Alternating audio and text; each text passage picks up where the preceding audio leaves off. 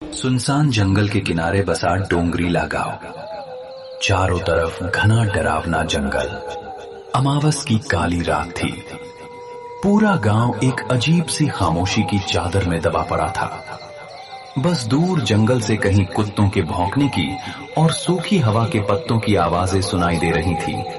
इसी गांव के बीच में बसा था एक छोटा सा घर, जिसमें भोला और उसकी पत्नी सुमन रहती थी। उस रात जब भोला रात में जंगल लकड़ी लाने जा रहा होता है। सुनो जी, आज अमावस की रात है और इस रात में भी आप लकड़ी लाने जंगल जा रहे हो। आज आप लकड़ी लाने जंगल मत जाओ, मुझे बहुत डर लग रहा है। अरे वो सुमन, तुम डर क्यों रही हो? अगर मैं लकड़ी लाने जंगल नहीं गया तो हमारे घर का खर्चा कैसे चलेगा? तुम चिंता मत करो, मैं जल्दी लकड़ी लेकर जंगल से आ जाऊंगा। पत्नी ने इतना समझाकर भी भोला रुका नहीं। वो अपनी कुल्हाड़ी हाथ में लेकर इतने रात को जंगल लकड़ी काटने निकल जाता है। दूसरी तरफ उसी गांव के बीचों बीच पुराने बरगद के नीचे बनी रामू की चाय की दुकान से धीरे धीरे बुझती अंगारों की रोशनी में चमक रही थी। उसी चाय की दुकान पे बैठे थे गांव के 4-5 लोग। उनमें रामू, मोहन, गोपाल और गांव के सबसे बूढ़े शंकर काका भी बैठे थे। अरे आज ये कुत्ते इतना क्यों भौंक रहे बे? पूरा गांव इन कुत्तों की आवाजों से डर रहा है। मन्ने तो लग रहा है कोई आत्मा पिशाच बाहर घूम रहा है। अमावस की रात है ना आज? हाँ, आज अमावस्या की रात है और आज की रात जंगल में जाना मतलब अपने ही सिर पे लाठी मारने जैसा होगा। आज छलावा रास्तों में भटकता है। भाइयों, मैंने तो ये भी सुना था कि जंगल का छलावा रूप भी बदलता है, कभी कभी तो इंसान का रूप ले लेता है। सब लोगों की बातें चल ही रही थी कि उतने में दूसरी तरफ से भोला अपने एक हाथ में कुल्हाड़ी और दूसरे हाथ में एक लालटेन लेकर आने लगता है। लालटेन की कांपती लौ में धीरे धीरे भोला आगे आ रहा था। तभी चाय की दुकान पे बैठे शंकर काका बोले, अरे भोला, कहाँ चला इतनी रात को? आज अमावस्या की रात है। ये रात बिल्कुल ठीक नहीं है बेटा। पागल हो गया है क्या भोला? कौन आदमी अमावस की आधी रात को जंगल में लकड़ी काटने जाता है? रामू, अगर मैं लकड़ी लाने जंगल नहीं गया तो मेरे घर का खर्चा कैसे निकलेगा? इसी वजह से मेरा काम रुकता नहीं। घर में चूल्हा जलाना है, उसके लिए पैसा लगता है। पैसों के लिए मुझे मजबूरी में लकड़ी लाने जंगल जाना पड़ता है। हर रोज मेरी पत्नी सुमन मुझे उस जंगल में जाने के लिए मना करती है, लेकिन मैं उसकी बात नहीं मानता। मत जा भोला, आज अमावस की रात है। जंगल में आज कोई इंसान नहीं, बल्कि वो छलावा घूमता रहता है। इतने में एक जोरदार ठंडी हवा चली। लालटेन की लौ एकदम लहराई और जैसे किसी ने पास में ही हंसकर फुसफुसाया हो। सबके रोंगटे खड़े हो गए, लेकिन भोला डरा नहीं। वो अपनी कुल्हाड़ी लेकर आगे बढ़ गया। भोला चाय की दुकान से आगे निकल चुका था। गांव की आखिरी बाउंड्री पार होते ही वो सुनसान डरावने जंगल का रास्ता शुरू हो जाता है। रात का अंधेरा और भी भयानक हो गया था। पेड़ों की टहनियां हवा में हिल रही थीं। जंगल की आवाज ऐसी आ रही थी कि मानो किसी इंसान की आवाज हो। भोला रुक जाता है। कौन है? कोई है तो सामने आ जाओ।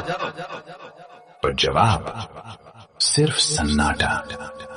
तभी अचानक उसे दिखा एक परछाई आगे पेड़ से उतरकर खेत की तरफ चली गई, धीरे मगर इंसान जैसी चाल में। भोला ने हिम्मत की और बोला, कौन है रे? गोपाल तू है क्या? अगर कोई गांव का आदमी मेरे को डरा रहा है तो मैं डरने वाला नहीं हूं। सीधे तरीके से मेरे सामने आ जाओ, नहीं तो मेरे हाथ जो कुल्हाड़ी है उससे मैं तुम्हारा सर धड़ से अलग कर दूंगा। तभी वो काली परछाई वापिस आने लगती है और वो कोई और नहीं बल्कि भोला की पत्नी सुमन थी। भोला का दिल धक से रह गया। अरे सुमन, तू इस भयानक डरावने जंगल में इतनी रात को क्या कर रही हो? मैंने तुमको बताया था कि मैं घर जल्दी लौट आऊंगा। सुमन मुस्कुराई, मगर आंखें बिल्कुल ठंडी। लेकिन वो आवाज सुमन की नहीं थी, वो तो उस जंगल के छलावे की थी। घर चलो भोला, रात बहुत हो गई है। भोला एक कदम पीछे हट गया। उसी पल सुमन जैसी आकृति धीरे धीरे धुंध बनकर गायब हो गई। ये देख के भोला का खून जमने लगा। ये कौन था? ये तो सुमन नहीं थी, ये तो इस जंगल का छलावा था। तब भी भोला रुका नहीं, वो आगे बढ़ने लगा। जंगल के रास्ते से भयानक डरावने डरावने आवाजें आनी शुरू हो गईं। थोड़ी देर बाद भोला जंगल के बीच आ चुका था। अब उसको पीछे लौटने की हिम्मत नहीं हो रही थी, आगे जाने का डर अलग। अचानक उसे अपने पीछे किसी के चलने की आहट आई। वो पीछे मुड़ा, लेकिन वहां कोई नहीं था। ये सब देख के भोला जोर से चिल्लाया, कौन है रे? सामने आ।